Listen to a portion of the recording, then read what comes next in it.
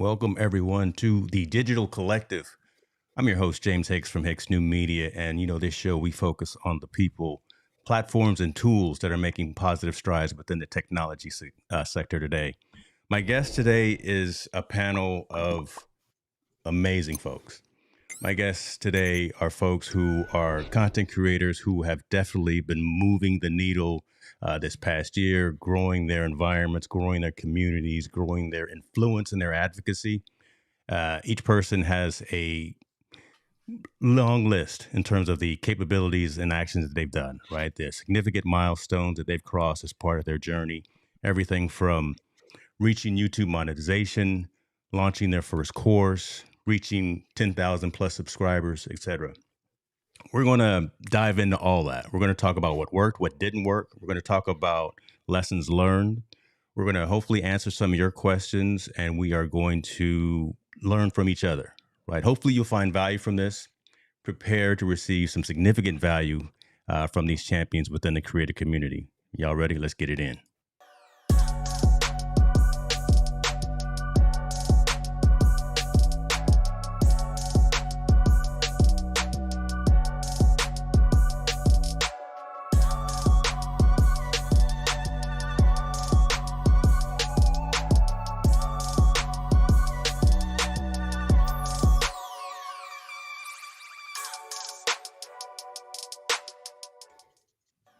Ladies and gentlemen, before we even start, just take a picture of all these folks that you see on the screen right here. Oh my goodness, was able to corral folks from the present and from the future onto this live stream. Ladies, gentlemen, how you guys doing today? Good. Good evening, James. Fantastic. Everyone else is good evening, but Alec down there, it's good morning. So it is what it is. Thanks for the invite, James. Definitely, man. Definitely. Let's go ahead and get focused. Let's not delay. I know we are streaming on multiple platforms. I thank many of you for pairing this particular stream. So we're on multiple YouTube channels. We're on multiple Facebook personal and brand pages. I think we're on Twitch somewhere. I know we're on LinkedIn as well, and Twitter. So that being said, we've got a lot of eyes and ears watching and listening. So hopefully there can be some great engagement. I see folks in the comments as well. Many of you know the protocol, put a Q in front of it so little old me can be able to push that up to the panel as we have this discussion. Let's go ahead and get started. And I'll start with the person who came in last. So we going to put you on blast just for showing up at the 11th and a half hour, Mrs. Williams. Talk to us about who it is you are. Talk about who it is you serve, right? And talk to us a little bit about what was probably the biggest win that you had this particular year from a content creation perspective. Yeah, so I'm Chris Williams. I am the host of the Grow Your Side Business podcast, where I help corporate professionals learn how to grow a profitable side business. I would say the biggest win that I had this year was probably honing in my message. I would say outside of just, like we just recently crossed 10,000 subs on YouTube. Congratulations. Even though that's like a milestone, here's the kicker. Just because you have so many subs doesn't mean that everybody's engaged. So I think there's a difference between people get into the numbers and I think that stuff is cute, right? Like it's fun, but that doesn't mean that 10,000 people are actually fully engaged, right? And that takes time. So I think more so than anything else, we went really hard this year on content, which I'm going to probably double down on next year, on creating as much content as I can. And I think it's just mainly because we are all fighting for attention of someone when they thumb flicking. And I just think that at this point in time, it's like really important that if you don't have your message down, people will forget you the moment they stop watching your last video. So I love that. Yeah. Hold some of those thoughts. I want to get into that with some of the questions I want to ask everyone as well. So, but again, congratulations on reaching that milestone, on some of those milestones. Those are incredible feats, and every subscriber is obviously a soul and a person that you want to continue to cherish and nurture. Let's go into the future now. Alec Johnson, come on now, tell us who you are, sir, what it is that you do, and again, that community that you're focusing on, that community that you're serving, and why. I want to ask you this different question: why that particular community that you're focusing on as well? Because you've had a very interesting trajectory in terms of what you're doing. So, who you are, what is it you do, and why the particular community that you're focused on is the one that you're focusing on. Sure. So my name's Alec Johnson, and my channel is Take One Tech, and it really started out as, I suppose, a bit of an experimental platform for me to practice the process of creating content in one take with no edits, because I'm my own worst enemy when it comes to editing. So that's what all my videos are, sort of zero editing, or almost all of them, I guess. But in this year, yeah, it's been a good year for sort of channel growth, again, in terms of just numbers. But I've put out a number of courses this year, and I am sort of making that sort of a real focus for coming into next year as well. And the channel is really aimed to help people get more done, be more productive with tech. In fact, the channel started out originally as purely about sort of the productivity tools and automation and stuff like that, although Ecamm Live and Stream Deck being two of my core loves that I discovered through the process, ended up being most of my content was related to that. But really the people that I'm helping are sort of business folks wanting to use these tools in their business, either becoming more productive and impactful with the tech that they're using. And so, yeah, pivoting more towards the courses, with YouTube sort of feeding into that for next year. Love it. Appreciate that. Let's go over to the men on the East Coast. Well, they're both on the East Coast. You knew I'm not talking about you. That's why you giggle over there. Let's talk about the huddle. Sir, talk to us a little bit about your evolution. First of all, again, tell the community who may not know who you are, but tell us a little bit about this evolution of the huddle and initial thoughts, really at the 35,000 foot level, before we go too deep, of what you've changed as you've grown the huddle to now you've got the community tab right on your channel as well. So what has that done for you as you've grown and continued to mature your delivery and your messages? Great question. And again, thank you for having me a part of this great panel of content creators that are on here in the present and, as you said, in the future. My name is Walter Strong. I'm an online coach, live stream producer, the host of The Huddle. The Huddle has evolved and is still evolving and changing into a community of beginning live streamers who are struggling with being able to find their voice through live streaming and content creation, and to be able to find my niche in that area. And just to be able to do that, I've seen tremendous growth. Before, I was just kind of doing live streaming and getting the opportunity to interview an author, getting an opportunity to interview a news report. I was just all over the place, no real focus. Then I just began to find my niche into content creation and live streaming, and then watching the huddle just evolve into that direction. The huddle, the etymology for the channel basically comes from football, where you see 53 men, not just on offense or defense, but 53 men getting together, where there's one man just leading everyone together and encouraging one another to win their individual battles, to win their individual positions. Because if you win your individual battle, you win your individual position, the team wins.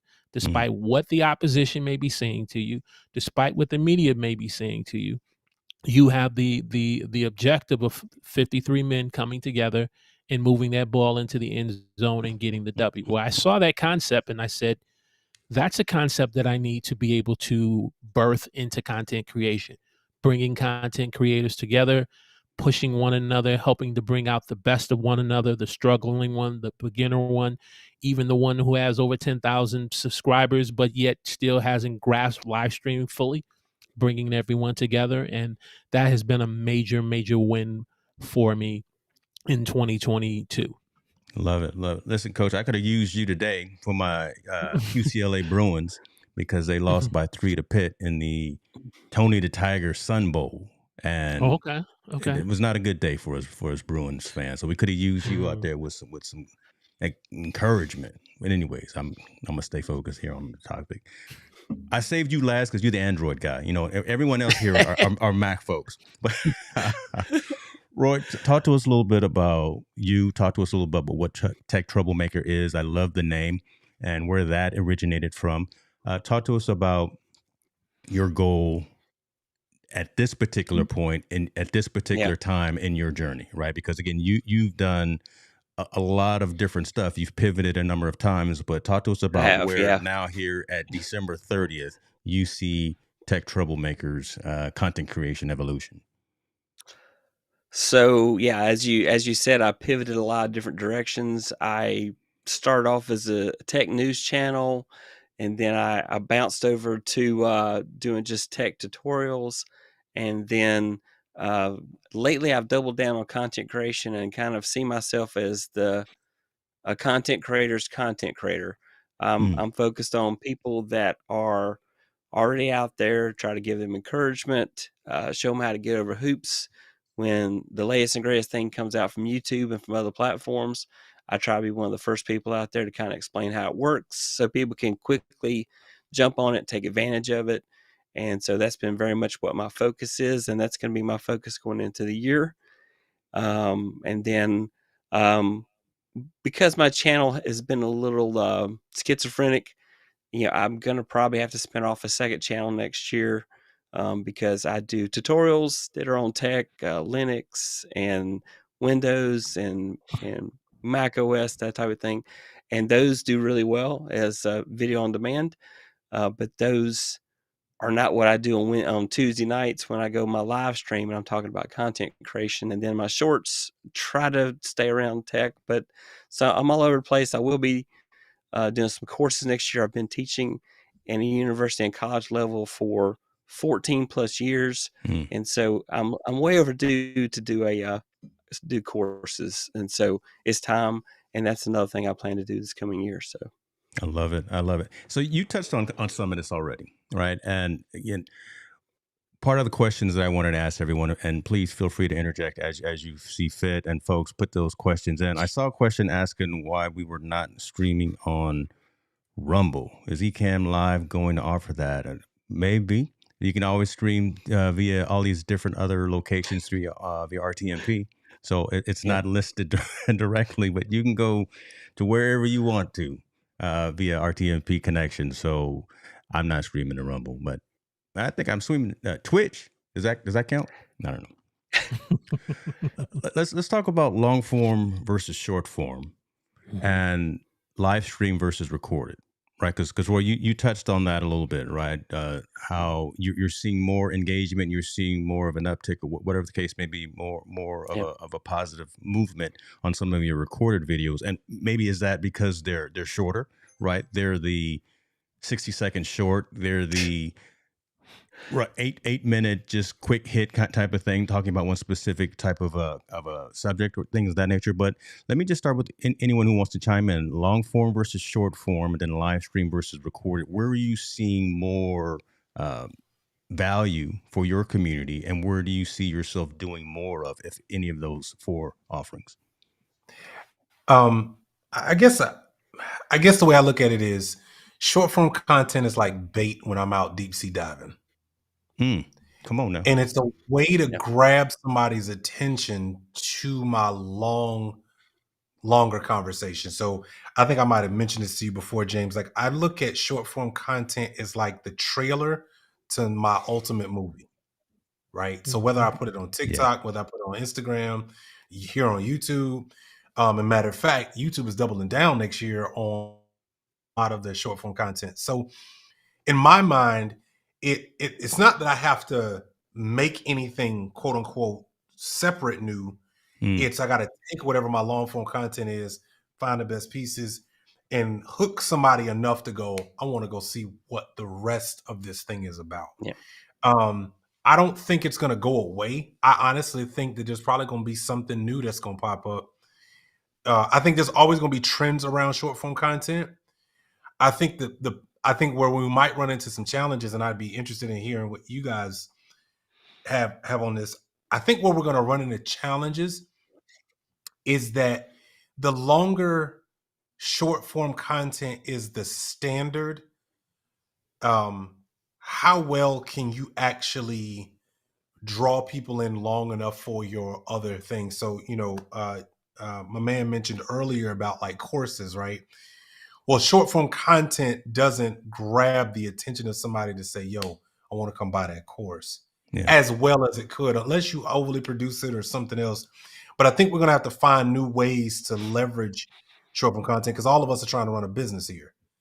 Mm-hmm. And at some point, I need to be able to have a conversation with you in order to be able to get you to buy. So, I don't know how you guys are going to be leveraging, short form content in that respect, but that's an interesting statement right there. And I'm gonna pick somebody. I'm gonna pick Alec here in a second because again, there's something different about the five of us on the screen right now is that we are all looking at content creation as not, Chris, even though your channel talks about side hustle, we are talking about making this into a business, and we are doing this as a business. Many of us are already registered LLCs and things of that nature. This is no longer just we're locked in our house for 2 years and we just want to have a different option than Zoom, Teams, and WebEx. We are actually monetized. We are actually doing this as keeping the lights on, whatever the case may be. These are business activities as opposed to just a hobby, right? So the conversations of grabbing someone from a 60-second YouTube short or a 3-minute, whatever the case may be, and having those click funnels, having those sales funnels, having those calls to action in the content create. Chris, you're doing a phenomenal job of it. Alec, you are the masterclass.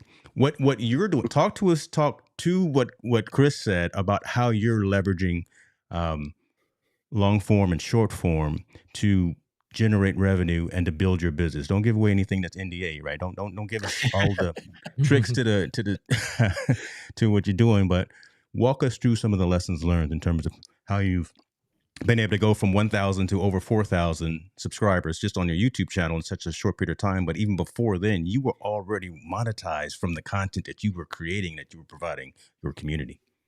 Yeah, I mean, so the even now, monetization on YouTube, just to make this clear, everyone talks about this, but don't hang your hat on, YouTube monetization because it's minuscule. It's like less than 4% of Take One Tech revenue at this point, from this year. So it is from all the stuff you do externally. To Chris's point about that thing of, being able to use short form as a hook directly into, a course or something like that.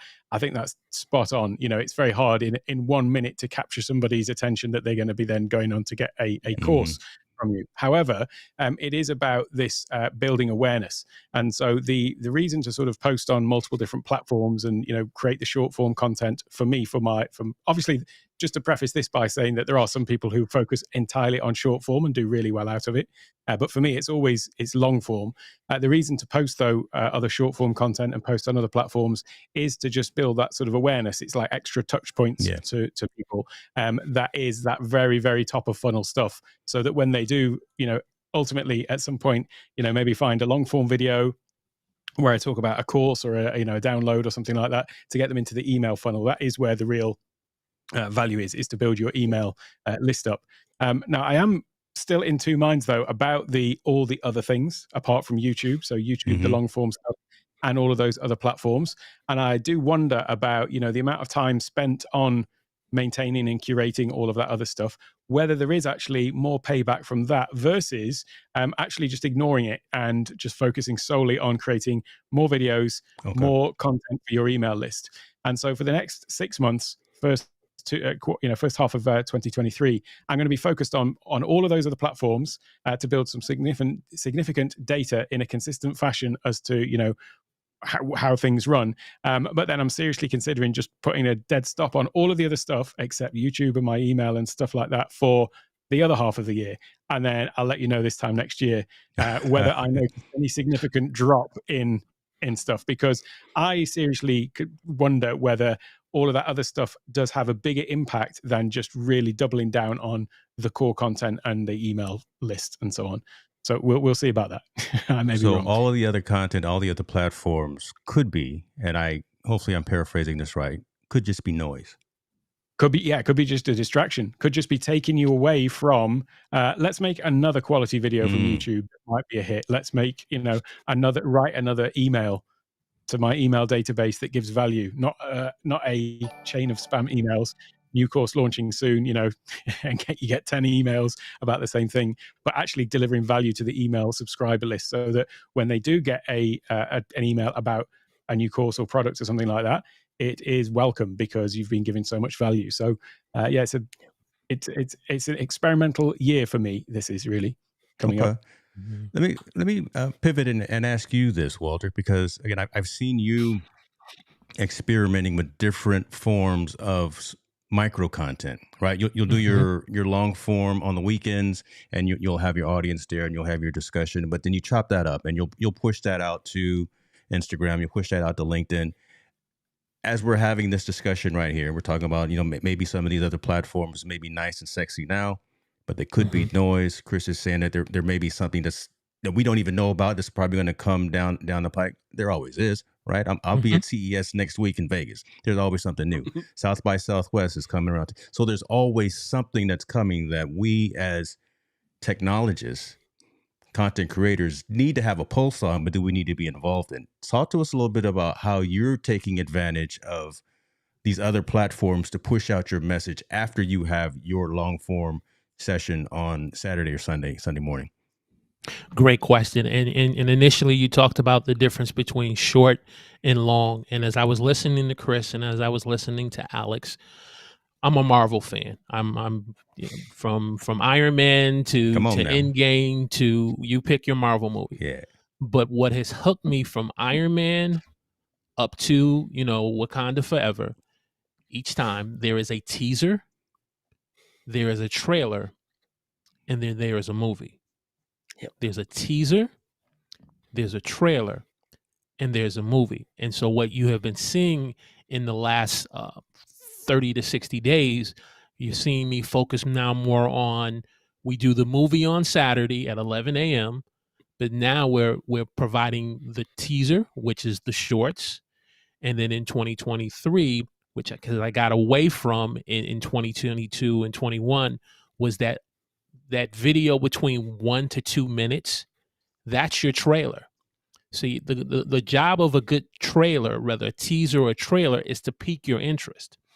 And like Chris was saying, if you're going to get someone to buy into online courses that Alex offers or email marketing lists, you have to have a good teaser or short or reel that's going to pique their interest enough to say, oh, I need to see the trailer. Oh, no, better yet, I need to now attend the course to make. And so that's the approach that I'm starting to make now, because,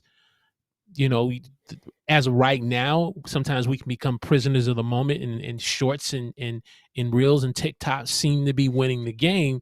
Yeah. But over time, there is a movie, there is an long form content your audience has to be exposed to.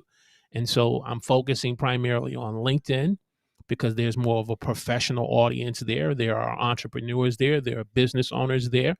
So you don't have to worry about the spammers. You don't have to worry about the scammers.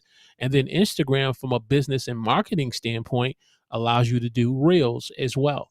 And so you have to have a balance and a mix, because it's interesting. YouTube has redesigned our YouTube pages to say, we want you to have some shorts, we want you to have some online videos, and we want you to have some live streams. But it's interesting, they haven't even put YouTube clips on the chart, but they gave us the feature. So the format there is there available for us. But like I said, when you go back to the Marvel days, when Marvel gets ready to put out a movie, they give you the teaser first. Then they give you the trailer. And even before the movie, they give you some TV clips. So the format is there. Plain, I just brother. think as content creators, plain. we have to take advantage of it. So that's what we're encouraging content creators, a part of the Huddle community, to do. I love that, and I love the analogy there as well about the Marvel and everything. Let me ask this before I move on to the next question, and maybe Roy, you can chime in first, since I skipped you a little bit. But utilizing LinkedIn. So for me, I'm streaming this to my org page as opposed to my personal profile, and I've got Creator turned on in both locations. Your thoughts in terms of reaching, again, because the five of us are business owners, business minded technologists, and we are building that ecosystem. Are you seeing value in going to either? And first of all, Chris, what you eating? This man, what? I am distracted by this man eating chicken fingers on the. I'm gonna have to cut this out. Yeah. At least he put us on mute. So the value of streaming to a business platform like LinkedIn, org page versus your personal profile, and have either of you bounced back and forth between either of those two? So I'm using LinkedIn, so I kind of pick and choose what I put on LinkedIn. Okay. If I know my video is going to be nonsense, I don't put that out there. But if it's going to be something where I'm teaching something, I'm showing people how to do something, and I think it's going to benefit people, that's what I put on LinkedIn. While there's a lot of personal stuff going on LinkedIn now, I still consider it a business platform. I also kind of consider it's like a portfolio. In case you want to know what else I can do, this is what else I can do. And I can do this for you as well. And so while LinkedIn is not a primary focus, I know that Microsoft is getting ready to ramp up to do things with LinkedIn to try to catch up with the other people and still keep it as much as they can a professional environment. But I anticipate you're going to see a big push from Microsoft to really have LinkedIn to kind of ramp up and start creating opportunities for short content. They're already reaching out to people and saying, hey, could you create courses on our platform for us? Right. Can you live stream to our platform for us? And, so those things are big, and I'm dabbling my toes in it. It's not going to be a focus for me, but I have to keep my finger on it because I know it's going to get to be important in the future. And so I don't want to miss out. Walter is definitely doing the right thing by making big strides and pushes over there, and that's going to benefit him in the long run. I think we'll all benefit from it in the long run, especially as we get more and more focused on the business side of content creation. It's going to be very important. And so, when you have a product and you want to sell it, LinkedIn's going to be a good place to do it. Of course, Walter, I have seen the scammers on LinkedIn, so you're lucky if you've missed them, because every time I post a video, I get 5 different people contact me. Hey, can I help you promote your YouTube channel? Or can I help you on Instagram? Yeah. So it's happening. It's happening. There's a lot of those that are will tell you that they can get you X number of new subs on YouTube. I get that all the time. I just ignore that. If I had a nickel for every time someone said I get them, Roy. I ignore them. I did. I don't even respond. I don't respond. I don't. But one thing to mention about LinkedIn, to your point, I think consistency long term is much better for educating a future customer. So every Monday, I do something called Massive Action Monday, and I go live, and I ensure that streams to my personal LinkedIn as well as my YouTube. Okay. And the reason for that is because I know that right now, unless, and I know somebody who literally goes live every single day on LinkedIn. Like her business model is built every day she's live on LinkedIn. And I think it's dope, and I think it's a great idea. But what I realized is, for me, okay, LinkedIn is not in your face as much as all these other platforms. So if somebody I look at LinkedIn saying, if somebody finds and discovers my profile, what is it that I want them to go?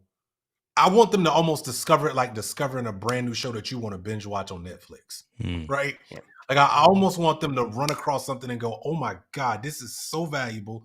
This is so good. I'm going to watch. Great.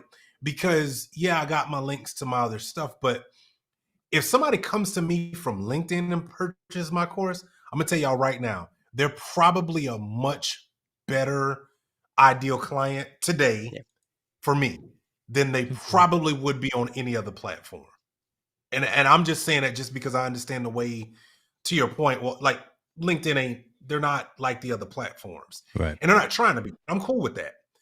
But that's the reason why I post every single Monday our lives, because I know that if somebody comes to me from there, that person had to do a little bit of work in order to be able to go, oh, wow, yeah, this is what I need, right? And I think that for me in the long run tends to work out a lot better. Love it. Love it. Hey, Lisa Maria, I see you. Appreciate that answer, man. But I see you just joined in. I'm going to have to tame this bot. Pay no attention to Nightbot there, putting you in timeout. Oh, my goodness. I got Tall Boy yesterday, but listen, we love the emojis and the hand waves. I'm gonna have to put Nightbot itself on timeout, so pay no attention to that. Yeah, you're right, boy. Nightbot is tripping. It's keeping me right. Listen, when I got these champions here on the screen, I only got two hands. My moderators they've got the weekend off. So let me ask you this. I mean, and it seems like from a platform of choice conversation, it seems like we're definitely leaning towards from a top 2 or 3, YouTube being probably that one. No one said anything about their own website though. No one said anything about having WordPress, Squarespace, whatever the case, Wix, just having that place on the internet that you own. Right. And I lean into that specifically because we don't own YouTube or Facebook or Instagram or anything else. But I sure do own jameshicks.org. I sure do own hicksnewmedia.com. Right. So is anyone, and again, I'm asking this question when I know you guys already know, I know the answer, but I want it for the community and everyone listening and watching as well. Has anyone spun up their own website, the platform online that they actually own with their name? Yeah, that was my goal this year. So I spent the second quarter of the year and rebuilt everything from the ground up. Okay. But just to be honest, I did not create a website. Okay. I use ClickFunnels because I need to segment a customer's journey. And that data to me is a lot better than just somebody clicking on the site, subscribing, and getting some emails. The one thing that I will say is I think the future of the relationship between a customer and your product or service is how well of a journey can they go on their own to ultimately find what they're looking for, and you be able to track that and know that when James went to my funnel, which looks like a site but it's really a funnel, when James went, he clicked on this, and this. Okay, great. Well, now I know that that's what he's looking for. Well, let's just make sure we give James what he's asking for. It's like walking into a boutique, right? It's no longer about saying, we're just gonna, we're gonna throw everything at you at once. Nope. When you click on something, you're gonna find exactly what you're looking for. And by the way, when I walk into a Louis Vuitton or somewhere else, there ain't a whole lot of options. And so I think the less options and the more journey that we provide tends to make things, it makes your conversions better. And you can get better data out of people because now everybody's got a website. Everybody's trying to sell something. But when somebody feels like they personally went and did it themselves, you get a better ROI. That's just been my personality. Mm-hmm. Alex, okay. I don't know what you've seen from what you're providing. Have you seen some of that to be more customer segmented focused and just kind of give them everything? Yeah, for sure. I mean, the whole thing about a traditional website layout is that it's basically confusion and overwhelm because there's so many different rabbit holes that they can go down into. Now, as it happens, I do have a traditional website, but when I'm sending people to specific offers and things like that, I am sending them into a funnel. So then there is just a clear set of, you basically want to give people yes or no options. So basically, do you want this? Move on to the next step. Do you want this? Yes or no? And it will move on to the next. So yeah, what you've got up here is more of a traditional website. That's kind of the front end, so that when brands are looking for me or anything like that, then that is the sort of public facing thing. But behind all of that and things that you can't actually access from just the menu bar at the top, for example, would be offers and things like that I'm sending out to people. So that's how I deal with that. But for sure, that is the best way to get people to go through on a guided process and lead them through that customer journey of discovery and answering any questions that they may have, within the funnel, through to, evaluating you and going on to purchase. And for sure, sales funnels is the way to do. Incidentally, the platform that I use is Kajabi. I've used ClickFunnels for years as well. But this stuff, because I was building out a lot of courses, although I've done courses in ClickFunnels as well, Kajabi I found was a better course hosting platform for me in this case. And it does all the other stuff and all in one place. So that was the platform that I chose in this case. Love it. Love it. Just want to give an acknowledgement to everyone in the community, everyone in the chat. I see you. We see you. Appreciate you for engaging and talking amongst each other.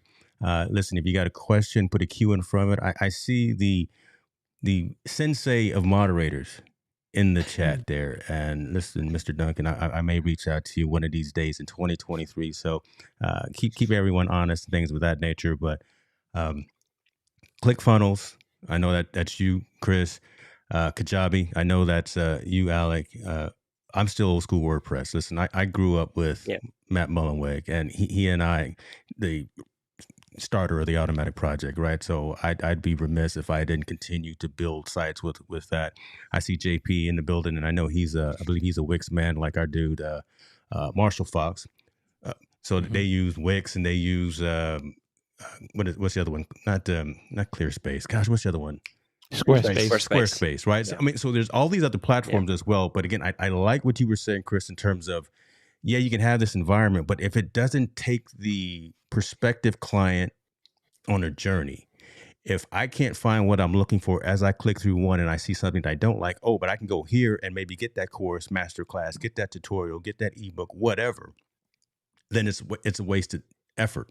So I like the fact that you have that offering and you're making that easily accessible to the folks that come to your site. So, and let me ask this as well, put everyone on the spot. Are each four of you providing consultative services to folks who are looking to use something besides just a Facebook group, besides just a LinkedIn group or something of that nature, as opposed to using a WordPress site? Are you providing consultative services for Kajabi and for ClickFunnels and for things of that nature? Put you guys on the spot here. Yeah, sure. That's been a big part of my coaching actually this year. Like consultations has I'm been. over here selling for you, brother. Come on, I'm trying to sell this. exactly this sort of stuff. So I talked about how YouTube monetization was less than 4% of total revenue. Well, the majority of the rest of it has been split between courses and consulting. So both of those things, and naturally, people ask me about the things that I'm doing, and so yeah, certainly offer those services. Mm-hmm. I love it. See, I've as a freshman in this area, I've started being able to reach out to the community, those that are consistent in the chat of the live streams. And so we meet every other Saturday on Zoom and being able to share and to talk. And it's an intimate group of, I would say, about 6 to 7 people. And we've kind of kept it intimate because it allows everyone to kind of be transparent, to be open, to share your victories, to share your struggles. But as one particular content creator said to me offline after we had ended the group, he says, I feel free and I don't feel threatened, because sometimes our experience of some Facebook groups and some LinkedIn groups and it can literally be in our head, or it could be and actually someone coming at us. And he said, I don't feel threatened by this community of people that you have, and how you're being targeted of how you're letting people in. Certainly, I would love to see it grow, but at the risk of opening it up to everyone, and then having individuals feel like, okay, it's just another group. I'm slowly developing that, and so I'm in the learning stage of that. So when you can be able to have a community group of members where you can start monetizing it, it's helping me to learn to start slow and to build it right. Perfect. That's actually a great segue into the next topic that I wanted to get into, but I'm going to bring this question up that came from Robert. Hey, appreciate you for being here, man. For folks that are doing consulting services, monetization aspect, how are you monetizing? Is it PayPal? Is it Venmo? Hopefully you're not using Zelle. Zelle gets, listen, we can go a whole hour talking about Zelle and the scammers that are on there. I've been caught up in it. Buy me a coffee. Just how are you monetizing those services. And I almost can bet that there's going to be a higher level of a discussion from the four of you as opposed to, again, just the Cash Apps and the Buy Me a Coffee. So, but again, I don't want to speculate and I don't want to assume. But so let me start with you, Alec, and then we'll go around the horn in terms of how you're monetizing the services that you're providing to your customers. So primarily for consultations, it's on my website, takeonetech.io/consultation. And there I've just got Calendly embedded, and then it's a payment through that. I do also have it on Buy Me a Coffee. Buy Me a Coffee was one of the first things that I set up before I even started my channel. So I do still technically have it also there as well. But it's on primarily from my website. So that's where the sort of coaching stuff is processed through. Okay. And that's just linked to Stripe, as I say. So, yeah. Okay. Chris, what about you? So I had a philosophy change, and it made sense. I like the Buy Me a Coffees and some of those other things, but what I realized is that I feel like there's a narrative of micro payments that somewhat cheapens what we're actually good at. Come on, don't beat around the bush, because this is what I was trying to set up. I see where you're going, and I see Keely, and you're talking about it too. Don't beat around the bush. We all. So I'm gonna just let me kind of. So I have a business coach, and my business coach, it was. We got two business coaches this year. My wife and I probably spent over $150K just this year alone in business coaching. Because I wanted to understand, how is it that some people are literally like small teams. I know a guy probably does 30 million a year with 10 people on his team. He's doing 30 a year. And I was trying to figure out, like, how is he doing that? And what I realized is most people, when we first start out with content creation, whether we start with a course, a PDF, an ebook, whatever you started with, when these smaller micro payment things started coming in, everybody rushed to the table. Well, what it does is it kind of cheapens what you actually do. Like, Alec, what you do, like, I'm in my mind, and I'm just saying this out loud. I'm not saying this to get you up. I'm saying, as a creator of somebody who literally has to put together the systems and the tools and the things that you do, I would be willing and happily to pay you $5,000 to $8,000 for what you do. Yes. Easily. Yes. Because what you do and the return on investment of how you teach, bar none. And that's hard to duplicate, right? You're you. And so the way you do your thing should be well compensated for. So I chose not to do Buy Me a Coffee and all those other things. I actually have a payment plan because my program is a high ticket program.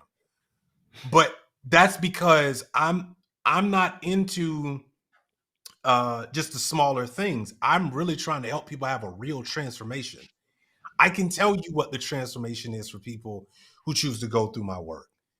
And when people get into my mastermind or they buy my course and then they want to go to the next level, those are real transformations. People go from, I just worked my day job and I started wanting to build a side business, to now they're 2x in what they were making in their day job. That's real change, right? So what I learned from a lot of my business coaches is that some of us are selling ourselves short just because we want to make a sale. Wow. We'd rather say we had 50 sales, only made $20,000. I'd rather say I made 100 sales and each of them were $15,000 a pop. Because I got a quality person, and that quality person as a client is going to go out and get me probably 5 and 10 more.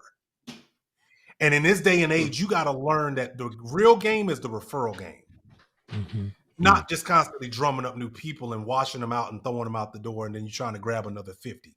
I'm just not into that. So that's just my personal understanding in the way that I look at things. I look at what James do, what you do, Walt. Like, in my mind, I'm like, no, you're worth probably 4 or 5 times more than what we probably charge. But it's just, for me, it was mindset. I had to change my mindset around, like, I needed to look at myself like an actual media company, because I am. Right. When you see all the stuff I produce, that's done from here. That's not like, I got 30 people building all this content. No, I do that. Yeah. I put that stuff together. I go live 52 times every single week. on top of the other videos. And so I had to change my mindset and realize I was worth more. And when I did that, I got a better client. When did that light bulb come on for you and Alex? At what stage when, you know, James taught, and I apologize, James, for jumping in as a host. Come on now, this is your house. Taking you got over. the keys to the front door. This is what it's all about here. At what stage of your content creation was it? Freshman? Was it sophomore that light clicked on for both of you to say, I'm worth more, and I'm not just going to do a buy me a coffee.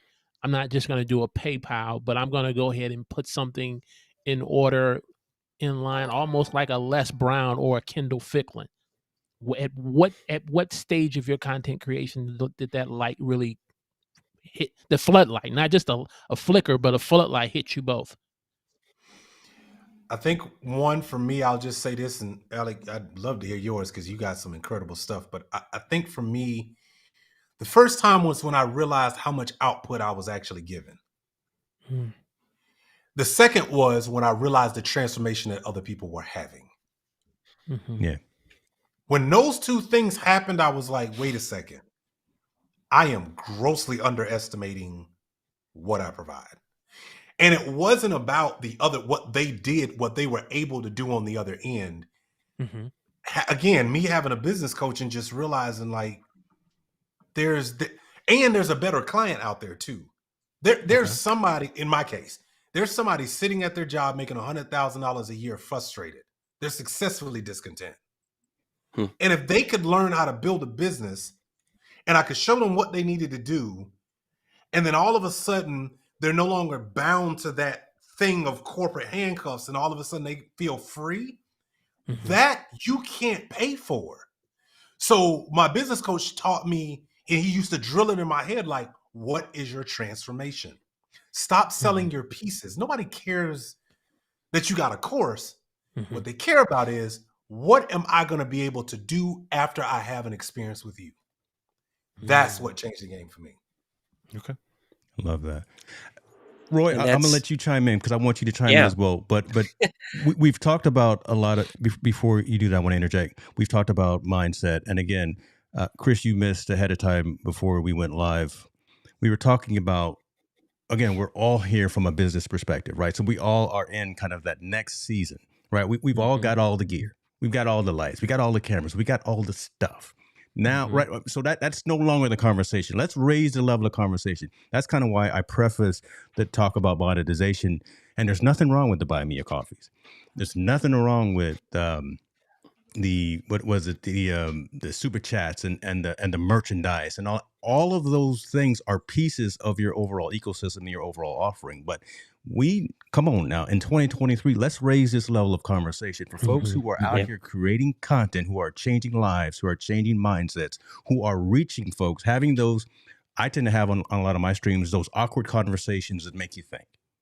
Right. So if we're touching folks and having them think about life and the way that they engage and interact with folks differently, there's value in what people pay for. I stole that from the founder of Mighty Networks. She says that people pay attention to what they pay for. So hopefully I don't get sued for taking that. But she always says that. Gina says that people pay attention to what they pay for. And us continuing to charge $10 for a post on our website from a provider, which I did up until last year. I raised the prices quite a bit. But again, for charging those types of numbers when the reach, the engagement, the click-through, all of the things that are provided because you're now adding the access to your community or your environment, understanding what that threshold is of charging your worth. And folks in the community that and in the comments right now, like JP Hightech, he talks this all the time. Charge what you're worth. You are a high-end professional brand. Charge your worth. Look like you're doing. Look like you know what you're doing. Someone actually in the comments said, "Let's be professional." Right. That's what we're trying to do. So that's the conversation that we're trying to have, folks. This panel is not necessarily about go out and buy the Rodecaster Pro, go out and buy the Stream Deck, go out and buy the FX30. Now, there's tons of videos about that. We are leveling up. And in 2023, if you're not on your game and if you don't separate yourself from that noise, you're going to get caught up and you're going to get lost. So these folks, listen to these folks as they bring all of this value to you. Hopefully you're getting that. All right, Roy, I'm sorry. I'm off the soapbox. Right. No, it's all good. So talk about it from your perspective. Yeah. So, I'm kind of, I've been baby stepping it because it's been for a long time. I was focused on building relationships. I have the buy me a coffee, I have the Patreon, and I have you got the Patron. stuff See, like you that. say, hold on, you say Padron and Doc show up. Okay. Well, that's my drinking buddy right there. You say Padron and Doc show up. Okay, let's go to your focus, y'all. Yeah, but I'm in the process of revamp. I'm a WordPress fan. I actually wrote a WordPress book about 5-6 years ago that was well received. So, but anyway, I'm a huge WordPress fan. So I'm in the process of setting up a website. I have like 12 different domains registered, but I haven't. I'm going to tell you, I've been baby stepping through this process of content creation and building a YouTube channel. I like to joke, I'm a beggar that's telling another beggar where to find food. And so I'm past that now. Okay. I have grown immensely in this last year. I finally know the direction I want to go. The whole point for Tech Troublemaker was that I could build a brand around it that wasn't me. It didn't have to be me. I didn't have to be the face of it. It didn't have to be Roy Richardson. It's Tech Troublemaker. So if I want to hand off the reins to somebody else to run the business for me, I can. Or if I just want to focus on other things, because I'm interested in so many different things. And I've been in technology for 25 plus years at enterprise level. So, I have so many things that I delve in and learn everything I possibly can about things. I am a master at research. So literally I learn things, and then I go out and I share with others. And now I have a lot of people asking me for advice on different things. I'm helping people implement different things. And so it's time for me to ramp up, build that website underneath it that I need to build, move those 12 domains over there, and start moving forward. And so that's what I plan to do in 2023. But this is part of a 5-year plan that I put together a year ago, and I've got 4 more years to go to kind of realize the total dream that I'm looking for. And so that's where I'm at. And as you said, buy me a coffee's not going to cut it forever. I've got to move on. I've got a Stripe account now, and so I'm looking at other avenues. I'm monetized on Quora now. They're actually paying over there, so I go out and answer tech questions for people and get a little subsidy there. So I've been doing a lot of affiliate stuff, and so that's starting to pay off a little bit. And so I'm trying to formalize the whole thing and move forward like many of you have already done. And so 2023 is my year to do that. I love that. There's a method to the madness in terms of where I'm going with this. And the fact that every one of you said something different. The fact that everyone said Patreon, buy me a coffee, Stripe, PayPal, Zelle, doing different things to serve your community and doing different ways of monetizing. No one specifically said just YouTube monetization. No one just said they're waiting on those checks on the 20th of the month when Google sends those checks out. That's when they come, just so y'all know. I've got another comment about buy me a coffee as well, because we talk about like knowing your own worth. I've always known my worth, and I know that when I've done work with other people outside of my Take One Tech YouTube stuff, I charge a much higher price than I was originally charging for my $150 an hour coaching calls. The fact is, I knew my worth, but at the very early stages of YouTube, when I set up Buy Me a Coffee, nobody else necessarily knew, other than I got a few videos out. And so I always saw the $150 coaching calls as a way to get people who were at least a little bit serious, because they're going to pay $150 an hour to speak to me. But that is, there is no one that I've had one call with. Maybe there's about 2 people who I've not then gone on to have a whole series more calls with and, work out some other things. So that is very much, a case of being a lead into other things. In terms of the actual coffee of Buy Me a Coffee, a $5 here or there, that was really just the thought process behind that, is that when you are starting out with YouTube, there are costs involved in it. There might be a TubeBuddy membership subscription. There is an Ecamm subscription. There is this, that, and the other. And all these little, $10, $15, $50 a month hits soon add up. And so like in any sort of business, I always want to think that I can start it out as cost neutral. so that it's not going to be costing me money to do it.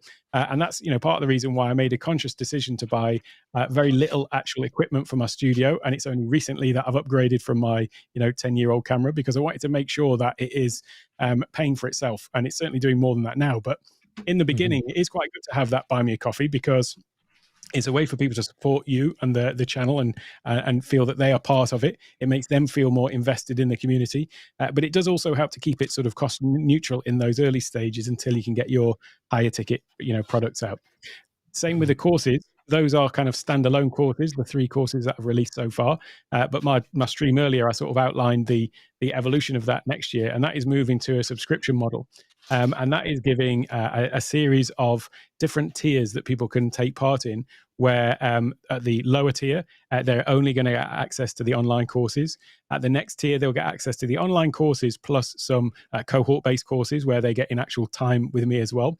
The next tier above that is where we are doing group sessions as well, again, at a higher price per month. And then there is elite coaching. I've got coaching clients at the moment who I've got, 1-year agreements with, where it's, paying up front for an entire year of one-on-one monthly coaching sessions.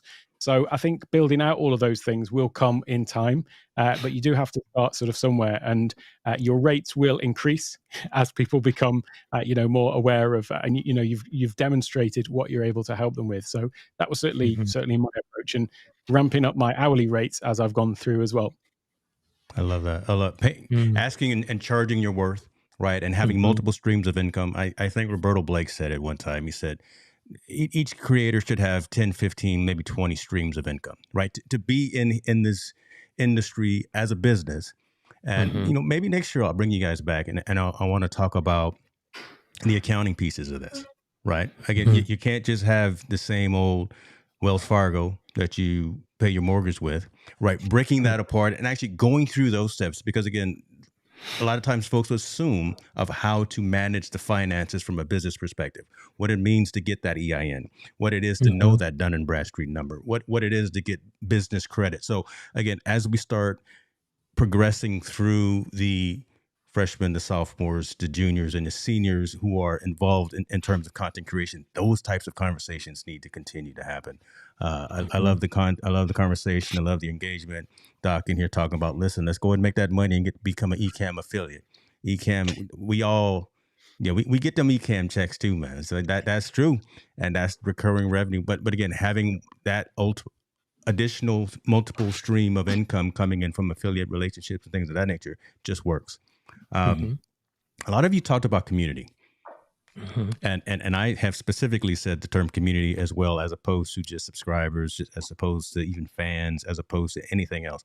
But I'm gonna start with you Walter, and let's talk about community, what that means, how you're building community. Are you using any particular platforms of choice for your community? A lot of us have gone into a particular direction. I'm not gonna name a name until we get to that, until someone says it. But again, just because I want to understand how the 4 of you are taking advantage of building and nurturing and shepherding your community that you're growing. Because I think it may be slightly different for Roy, Walter, and Alec as opposed to it is for Chris. But again, I may be wrong, but I just want to hear that conversation. So Walter, how are you building your community?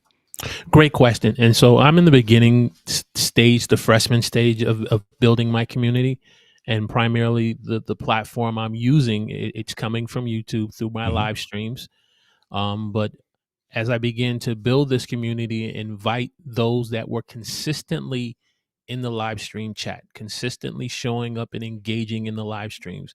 And then I made the invitation to say, hey, do you guys want to just get together for an hour on Zoom and just talk and share? Because in your content creation journey, and I'm quite sure all of you gentlemen can attest to this, there's a time where you start to have creator fog. You have that time where you start to doubt yourself. You start to have concerns about if you can really do this, and you don't have someone you can bounce that off of. And so that was the groundwork of how the community was born. And then just sharing with one another that think of, and again, the sports analogy, because I realize not everyone in my community is a sports person, but to say, hey, look, I'm here to bring out the best in you. You're here to bring out the best in me. There are some individuals excuse me, that are within our community that have over 55,000 subscribers. There are others who just got monetized and have over 1,000, and there's others who are still striving to get that. So we don't look at the subscribership, we don't look at how many views each of us have, but we look at how can we pull out the best in one another, and that's how the community has been evolving. They've said to me, "Hey, look, don't fall into the temptation of opening it up to everyone because we have something here." And they faithfully come, 6 to 7 people. They come back every other Saturday, and we share. And we have one that's an editor. We have another person that has, like I said, over 55,000. They've ran with the Sean Cannells and the Think Medias, and they said, despite all of that, I find more value in being in your group. And so, and it's just starting. It's just starting, and I've had an opportunity to be a part of some communities where when you leave, you're like, man, this felt like a battle zone. It felt like a battle zone of it, just on how the host was conducting it and how everyone else was engaging. It felt like a war zone. And I said, if I'm going to start a community, it can't be like this. I find it hard to believe that all these communities act like this. And so that's what we've been focused on. Love it. Chris, I'm coming to you last because I threw you under the spot like that because it gets, and I may be wrong, but so let me go to you, Roy. Community. How are you building and how are you nurturing and what are you using to grow your community? So, a lot of my communities come from Facebook masterminds that I've been a part of, as well as YouTube. I just have made a lot of friends on YouTube and just slowly building up a community that way. And I'm just meeting just a really amazing people. And so it's funny. I have way more close friends who only know me through YouTube than I do in person. Because I work from home, so I don't get to mingle with the real world that much. So it's just funny to me that my community is just all over the world. It's just great that I've met people from all over the world that are reaching out to me and asking questions, and we interact together.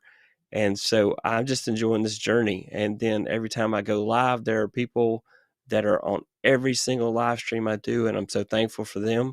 And I let them know that hey, I really appreciate you showing up. I know you got time, you could be watching something else, and here you are on my stream, and you're hanging out with me. And just, you've got to appreciate your community. You've got to interact with your community. I'm emailing back and forth with some of my community. I am. Some are reaching out to me on Instagram or on Facebook and DM me there, and we have communications there. And then just a lot of folks who I haven't had yet an opportunity to communicate that closely with, but that show up every live stream I do, and I just really appreciate it. So that to me is community. What can I do to benefit them? And in the long run, it benefits me because you build relationships and we all move forward together as creators. That's my goal, is to help as many people as possible, and let's just move together entirely as a creator community. Okay. I like that. I'm gonna press you though. I'm gonna ask you from a scalability perspective, how are you reaching out to that community? And you can speak particular platforms if you want, because we're all here to learn. I'm wondering if you are going individually to each person, or do you have like MailerLite or MailChimp, something of that nature that you reach out to those folks on a newsletter? Because I think we all would be interested in knowing how you stay in front of that community the right way and not make the community communication, like Walter was just saying, to where you're overbearing or it's not focused on the community, it's focused on the creator. Well, one of the issues is I am not very good at self-promotion. I have started a mailing list. I haven't promoted it very well. So most of the interaction is either through the live streams or reaching out individually. I have about 30 plus people that I reach out to individually and communicate with. And from them, there are people that they know that also watch my content. So I'm probably the freshman of this group to that standpoint. But I know that I have to have a mailing list, because you can't depend on YouTube. It could go down at any moment. So if your basis for communication is any social platform, you're setting yourself up for failure, because one day they could disappear, or one day they could just go offline, or they could suddenly say, you know what, you violated our policies, which are now this, because last week they were that, and now there's something totally different. Mm-hmm. So you can't depend on them. So you have to have a mailing list, and I'm in the process of creating a newsletter, and I plan to do at least a monthly newsletter, and probably later branch into a weekly newsletter. I love it. This is an intervention for all of us, not just for you. Yeah. Mm-hmm. All right. Mm-hmm. Alec, Mm-hmm. okay, I kind of know what Alec is going to say, and I'm really looking forward to your breakdown of this. And then, Chris, I'm going to throw you on the spot. Alec, building your community, what are you using? How are you doing it? And also in terms of maybe helping Roy in terms of automating some of that outreach, right? So how are you nurturing your particular community? Everybody get your pen out. So thanks to Keely, who turned me on to Discord and almost dragged me kicking and screaming. Not quite, but almost. I did have some resistance to it earlier on in the year, feeling like, it's a gamer platform. But it was only once I got onto Discord that I realized just the real benefit of it, that it's so much more than a Facebook group, being able to actually follow conversations and find threads of conversations and things like that you just sort of lose in Facebook groups, in my experience. But also the thing about speaking to individuals, one of the benefits of having a community where people can see everyone's posts is you're not only building the bonds between those people who you might be contacting individually, and I've had email conversations back and forth with people that have gone on, but oftentimes you're sharing a lot of value there in those threads that is basically then only serving one person, whereas by doing it in a community thread, you're actually giving everyone else the benefit of that as well. So it's not just a purely sort of time thing. It is actually, to give that extra benefit to other people as well. Obviously, some things might be too sensitive to, put in public or whatever. There is that, of course. But in general, those sort of conversations can be really well had in a Discord server. And it also speaks to this thing of like being not owning your platform on YouTube, whereas I know Discord is a platform, but it's not quite the same in terms of once you've set up your own server, they aren't going to give you community strikes or anything like that, assuming we're all doing generally decent things. But as somebody who had a warning on my YouTube channel because I did something that was outside of their terms of service, I posted a video telling people how to download videos from the internet, which turns out YouTube don't like. Don't do that. It was about the application Downy, which is for downloading videos. Anyway, so yeah, there is still that feeling of ownership of a Discord server that you don't have with YouTube. YouTube can change their algorithm and so on, whereas you are building a community in Discord. One thing I will say about that, though, is my sort of gateway into my Discord server, they do still have to go through my website and give their name and email address, and then they get the invite to the Discord. And that was so that I'm still capturing those email addresses. So it's not just a little sandbox thing. And making people do that, it also allowed me to have a video on my site, which educated people about Discord, telling them why I've got it there. Don't worry about it. Don't be fearful of it like I was. And sort of explains the sort of process and making sure you've got some sort of onboarding once they get into it as well. So there is a series of videos I've got in there as well, telling them how to find their way around. But that thing of getting their email address is crucial, so that if all things do go south with Discord, then there is always the way to do that. I love that. Listen, I slept on Discord for a long time. I did, and I'll admit it. I thought the exact same thing. Just for gamers, it wasn't right for me. But the evolution of the platform and the pounding on the head from Keely as well, just saying that, just take a look at it, see if it fits into your ecosystem, into your work stream, into your community dynamic, where you're trying to go with your community. It just works. And the capabilities that we have, I'm not trying to sell it. I'm not an affiliate with Discord. I'm not getting paid. But Keely, you put your link in the chat so we can have folks reach out to you. But being able to integrate audio and video and just different channels, especially doing the live stream, right? Being able to have a back of the house type of a conversation with your community while you're live. Doc's in the chat right now. He uses it extensively as well for his weekend classroom session. So don't sleep on it. If you're looking to build a community, there's Mighty, there's Circle, there's all these other platforms out there as well. take a second look at Discord and just look at it with an open eye and a different perspective, because the capabilities are there and they continue to evolve. They continue to update the platform as well. So it's something that should be considered. And so, Chris, the reason why I left you last, because I just think that you may be going about building your community and reaching out to them in a different way because of how you take advantage of funnels, right? Just because you did a 24/7 live stream a few months ago that just kept running and kept going. And I know you were getting emails and inquiries and just feedback from that in a positive way. How are you using your tools and your environment to build and nurture your particular community? Yeah, so I was able to build out, I worked with a PR firm. And if anybody wants access to that tool, holler at me. I'll make sure that you get access to it. But it's a 24/7 live stream, and it streams. I choose and handpick which videos I want in that live stream. Now, if you understand YouTube algorithm for 2 seconds, that's a very important thing to have on your platform. If you understand it for 2 seconds, you'd understand how important it is. So I struggle with the community. I'm not gonna lie to you. Y'all just gave me an education on Discord, which I personally, it's just,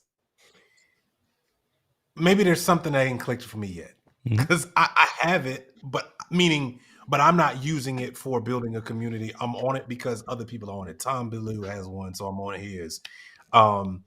My podcast mastermind had one, so I'm on theirs, right? But I haven't personally built one yet, so Alex, I have to pick your brain at some point or something. But I struggle with building a community because I have been focused on other things to ensure that the community has a building block and a success path. So I'm about to give y'all an experiment that I'm gonna run in 2023. This will be the first time anybody's heard this because the video hasn't even dropped yet. The video actually drops tomorrow on my YouTube channel. Let me put you full screen, guy. Come on now. But let me give you guys an idea, right? So I watch a lot of people on what they're building on their communities, and I think they're great and they're dope. But what I realized is that the way to get somebody to engage with your content, to maybe even purchase from you, to buy from you again, and to even go tell somebody else, is they got to be invested. Not just with whatever they purchased, but there's got to be something else there. So I'm running an experiment in 2023. All of us we have found today Wikipedia to be your go-to, right? Most people don't mind looking at a Wikipedia page and going, yep, that's a source of truth.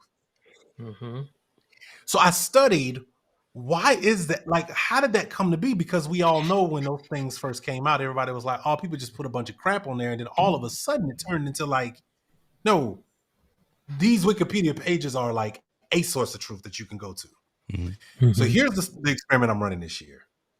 I said, what if any document, PDF, free content, anything that I create, what if I create the source of it inside of my community and let the community morph it and build it into something so that when the next person joins, it's that much better. So I am experimenting with an idea of saying, I have several different things that I'm about to create, but I'm going to create them at like 70% and then hand them to my community and say, you add the other 30. Heck, I tell you what, here's the skeleton, put the meat on it. What else do you need to know? Because here's what I figured out. In a lot of conversations that I have, somebody will say something, whether it's coaching, whether it's live, whether it's whatever, and I'm like, I didn't think of that. And I realized there's something to be said about the collective nature of discussion. It'd be kind of like if the five of us met together in Vegas and was like, yo, we're going to build something. I guarantee you by the time we leave there, it's probably going to be much better than if one of us said we were doing it, right? So that's kind of my approach in 2023. I've got several things that I know I'm going to do and provide to the public at some point for a cost. but I'm going to build it within my community and let the community like tweak it and play with it. It's like doing a Rubik's Cube, right? And then when you finally get it right, go, all right, now it's ready. Okay. So that's my experiment. I don't know. It could fail. It could go terrible, but that's going to be my experiment. Because I think when people have a hand in it, they're more likely to go tell somebody else. They're more likely to stay longer.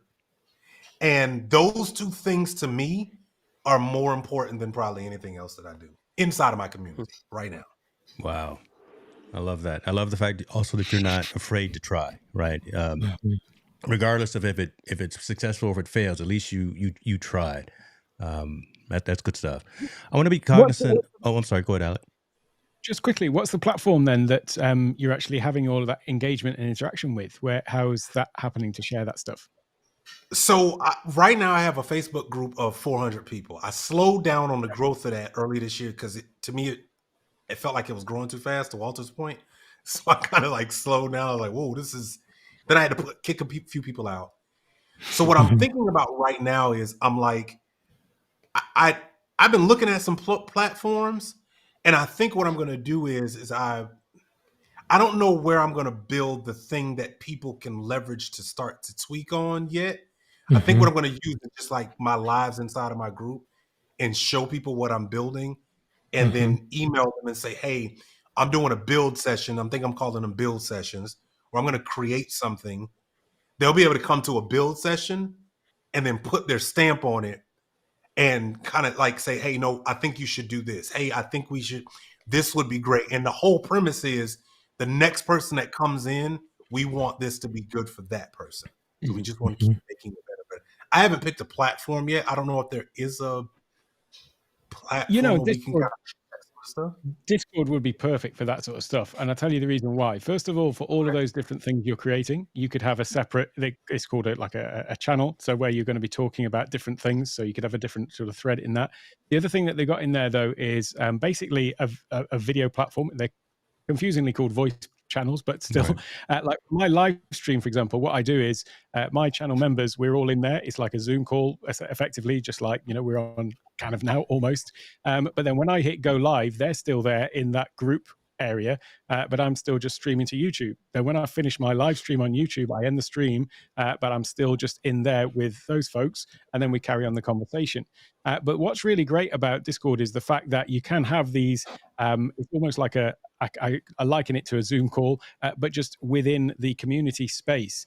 And the reason why it's like that, why it's good, is because anybody who sort of comes into your Discord can actually see, oh, you're in there. And I liken it to being in, a home or an office, and they can see that there's someone in through the door, and then they just come in and hang out. And it's great for that sort of thing. And to the point about having been in other Discord communities before, one thing to remember is the way that the Discord community is very much a reflection on how somebody else has set it up. So it's not going to be a case of there's a framework already there and people come in. And one of the things that really put me off Discord from the start was in another area of business, I do a lot of stuff in the sort of trading communities, stock trading and stuff like that. And so there's a lot of stock trading communities in Discord, and a lot of them have got really, really poorly set up servers. And that can be really, a turn off when you go into these servers and see that it's so badly run. You are then getting that bad sort of experience and feeling like, oh, it's Discord's not for me. Whereas if you get it set up right from the beginning and understand how to use the really simple features that there are in there, but the simplicity can actually make it really confusing, as I say, if someone's done it the wrong way. But definitely Keely is the person to speak to. I mean, she's helped me set up everything that I'm doing. It's all been modeled on her method of doing stuff that she's used with all of her experience. She set up .rocks server. She set up the eCam server, and those sort of frameworks that she can give you. Discord for Creators, Keely Dunn is the one that you need to be checking out for all of this. Listen, I'll write the check, no problem. I'm with it. Like I think that the thing that to your point, here's something I also want us to all think about going into 2023. I think we got to start giving our communities credit for being smart. And when I say that, that's why I'm like really thinking this might actually work by allowing them to have a hand on what we build. Because I think sometimes I've been in some communities, to Walter's point, like, it's all about the person who made it. and it's all about whatever they're creating. And it's almost like, well, we're the top. You all are learning from us. You don't know yet. And what I realized is you gotta think about this for a second. Wikipedia is accessed by anybody. They can go in there and change whatever they want. But somehow the collective honesty and moral integrity of human nature, people don't go in there and mess those pages up. And when they do, they get corrected. And so what I want to see is it possible to build products with the collective, that piece of human nature, and go, now this thing is better. Now we can sell it to the public. But the people who helped build it are out there also doing it too. So it's not me just talking about it. It's the 50 folks that helped me build it. So now I can build something to scale real quick, right? Because now they feel like I had ownership in that. Oh yeah, I remember when we were in 1.0 of that thing, or the beta version of that. And man, look at that class now, right? Oh, look at how they did this now, because they had all these. In my mind, that's what I see. And again, I could be the most optimistic, crazy person on the planet, but I look at Wikipedia and all these other pages and I'm going, that's just free open source stuff that people fight over the truth in that stuff. And I think we need to lean on that when it comes in our communities. Yes. Listen, I love that. And Doc and I both worked for Apple. We worked for an insane genius who said, go out there and try to put a dent in the universe. Only the folks that are out there making these aggressive, somewhat crazy, somewhat insane moves against the grain, take the headphone jack out of the phone when we don't even know we did, right? But before we think we don't need it anymore. Doing the kind of things that you're talking about right now, those are the folks that really help move the continuum. And I like the fact that you're actually still talking about using the human element. As you see now, the focus is really around AI. I've written so many YouTube shorts using ChatGPT in the last week that is ridiculous. I just go up, put my face in front of the camera, but I'm using ChatGPT to actually do the transcript. So the fact that you're still looking to have the human element involved, and I like the statement that you said about having the community help build whatever is going to be next.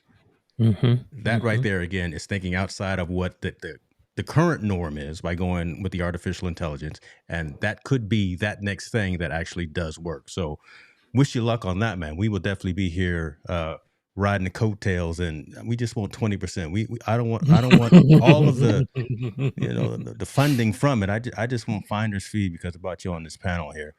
Again, I was going to say I want to be cognizant of folks' times because I know we're different time zones, and I think Alex already New Year's for you. I don't know what's going on in Thailand. Let's wrap this up, and let me ask you guys this: what lessons have you learned during your content creation journey for this particular year as we wrap this up, this 2022? What are you going to do more of next year, and what are you going to do less of in 2023 as it relates to taking your content evolution to the next journey? Not your content creation, your content evolution, because each of you already do interviews with top-notch folks. Each of you already know how to slice and dice and edit and do all that. You know how to do the thing. But what's that next evolution in terms of what you're going to provide to the community in next year, and what you're going to do less of? Who wants to go first? Roy, you laugh first. So you got to go first. Yeah, I'm doing everything next year. I'm not cutting anything out. No, I'm only 24 hours in a day, focus. brother. Yeah, right. I know. But I've had a period of time where I said yes to too many things outside of my content creation. And so now this year I'm going to focus on content creation. But I'm going to pay a lot less attention to Facebook. Not that I paid much attention anyway, but I'm going to focus on YouTube. I'm going to focus on shorts to be the previews, to get people to watch my longer form content. I'm also going to be forced to create a second channel and move my tutorials that have nothing to do with content creation to a second channel so that I don't dilute my message on my primary channel. And so that's going to be my focus on in this new year. And I'm going to get focused on the other elements of my business and really ramp up, and so I can afford this really expensive hobby I've had this past 2 years. and then going to keep my podcast going. I've had a podcast since 2017, and strangely, I do my live stream. I then take the audio from the live stream, edit it down, and release it as a podcast. And I've actually gotten more audience. So I really wasn't expecting that. So I'm going to keep that going as well. But my focus is going to be majority YouTube. Just do everything I can to make YouTube work the way that I want it to, and to support my audience who is finally has a much louder voice and is telling me what they want to see. And because there for a bit, I just kind of threw paint at the wall and to see if it would stick. And now I'm much more focused. I know what my audience wants to see, and I want to provide value to my audience so it's worth their time to watch it. Before I move to the next person, where is the primary location you want to send folks to in terms of finding out who Tech Troublemaker is? YouTube.com @Tech Troublemaker. That's where I want them. So come see me at YouTube, and then I'll tell you about the other stuff I'm doing from there. So what is that right? You're not gonna just drop it right here? Okay, I'm not gonna press. I'm not gonna press. That's it. I'm gonna, Dr. Strong. All right. No, it's all right. You know, I'm just moving on now. You just gonna leave us hanging like that? You know? Okay. I'm moving on. I thought you were challenging me to go back to college to get my PhD, and I said, "Well, the guys put me on the spot." First of all, where can individuals find me? They can find me first on The Huddle with Walter Strong III on YouTube, and then secondly, WalterStrong3rd.com. Those are the two places that you can we can have a conversation that's going to add value to you and to the next generation that follows you.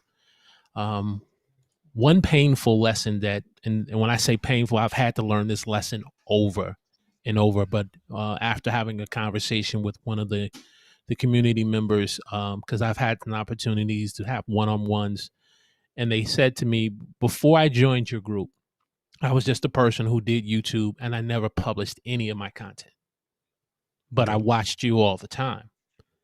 And you've brought me to the point where I have the courage and the confidence to now publish my content and do live streams. And they said that was not something I could do a year ago.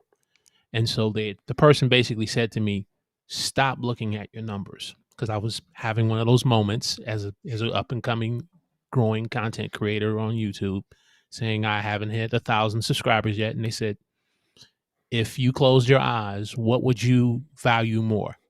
1,000 people that you don't know, or just one that you played a big part? And when that person said that, I said, okay, I've learned this lesson long enough, and I'm good. We're just going to move it forward. And then in 2023, there's a lot of things I want to do, but in listening to Chris, I want to thank you for your wisdom that you shared about the importance of a business coach. And I've narrowed it down to about 3 individuals, and that is finding a business coach. And I understand the power of a coach, because before your Kobe's and your Shaqs could have their championships with Phil Jackson, they had to deal with Dale Harris, remember? And before Michael could deal with Phil Jackson, he had to deal with Doug Collins. And the same for my Pistons and Isaiah. So I'm in 2023 narrowing down my coaching search to say, I'm just going to pick this one coach. We're going to roll together. I'm going to and invest in myself, so that way it can take not only my content creation game to the next level, but the business side of it. And so those are the 2 things that we're moving forward in. I love that. Moral of the story there: investing in yourself and finding value in that. That's huge. That's huge. Mm-hmm. Chris, you mentioned, man. What about you? What's going on? But more and more and more and less. Yeah, so everybody can find me at Grow Your Side Business. Any platform, you'll find all of my content. I'm doubling down on content creation.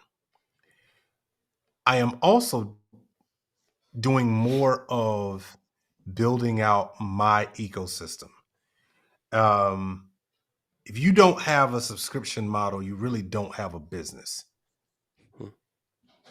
People have to be willing. Like, I realize that for me, I've been grossly selling myself short. I gave away a lot, and I do give away a lot. I give away the game to people all the time. because because the thing that I know is at the end of the day, all of us, and this is something just for everybody listening, whether you listening today, tomorrow, 10 years from now, you catch this video. Mm-hmm. There are 8 billion people on this planet. Mm-hmm. There are at least 10,000 people who think like you, who will happily buy from you if they only knew you existed. Mm-hmm. So I'm doubling down on content creation because I just know that there's a tribe out there that rocks and thinks the way I do about stuff. Mm-hmm. And we go all grow together. The thing I'm going to do less of is overthinking. I have overthought so much this year, and I know people see like somebody sent me a message that, man, Chris, your videos everywhere. Well, yeah, but there's so much I haven't put out because I'm overthinking it. There's so much that I didn't say because I'm thinking it's not ready. There's so much that I didn't do because I'm analyzing, right? As opposed to putting it out. And so I'm not going to be overthinking this year. I've already got my first quarter lined up of the stuff that's going to get done. And I'm not even going to overthink done. That's the other thing. Don't even overthink what done means. Yeah.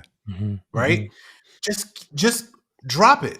Like, who cares at the end of the day? Like, oh, you wish you did this and done this more. And, don't do all of that. Like, get in your own world. It's okay to be missing for a while. 2023, a lot of people are not going to find me, mainly just because I'm working on building my ecosystem and being of value when I open my mouth. Right. So that's kind of where I am for next year. I love that, man. My immediate family knows a statement that I say a lot of times. I don't know if there's some of them are still listening, and it is get out of your own way. Right. And that's kind of, again, a summary of what you just said, right? When you do it, you've done a great job. Push it out and then get on to the next thing. Right. Don't overanalyze, don't overthink, and don't beat yourself up because that'll stifle. Right. That'll stop you from actually pressing go, pressing record, moving to the next session, course, masterclass, whatever the case may be. So I love that, man. And again, these are light bulb moments. Hopefully folks are finding value in this.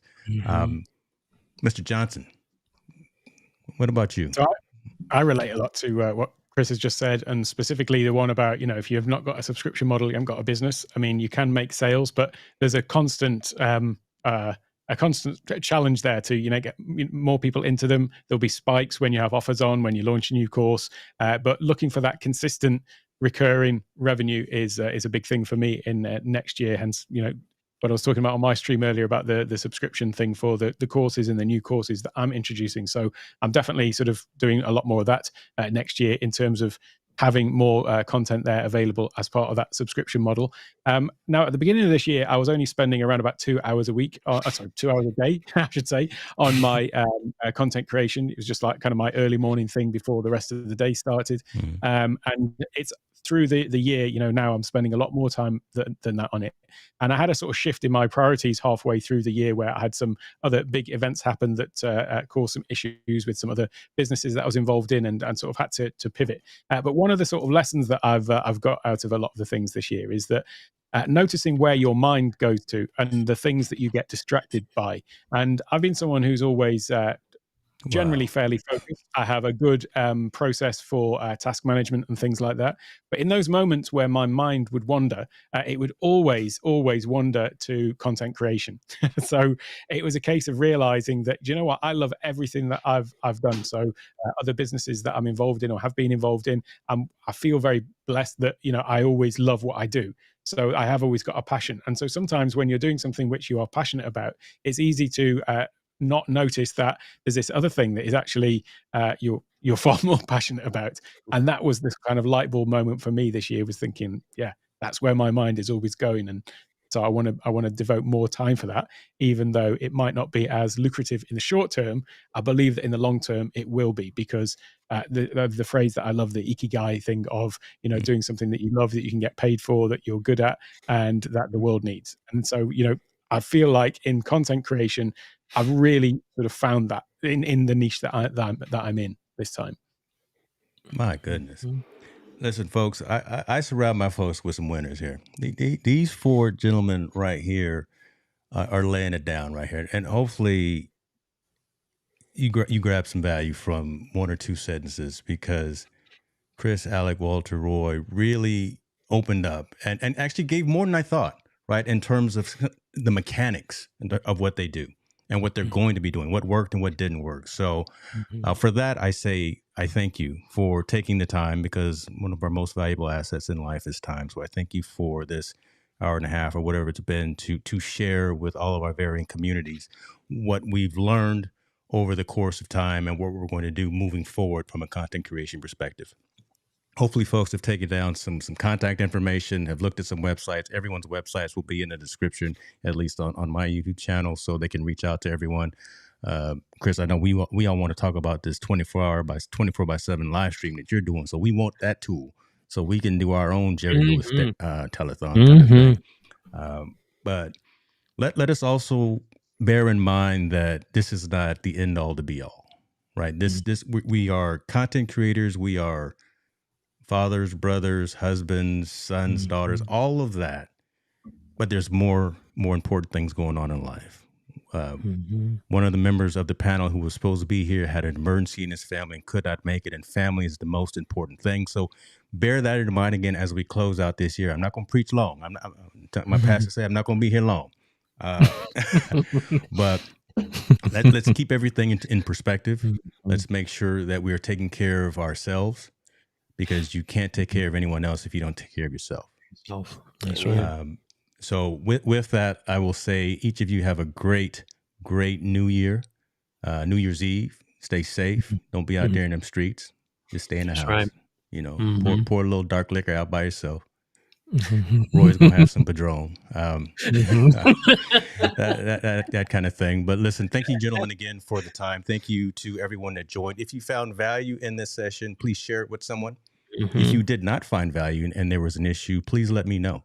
That way we can evolve, and then we can grow better, and we can actually start providing the things that are needed, that resonate with you out there in the ecosystem.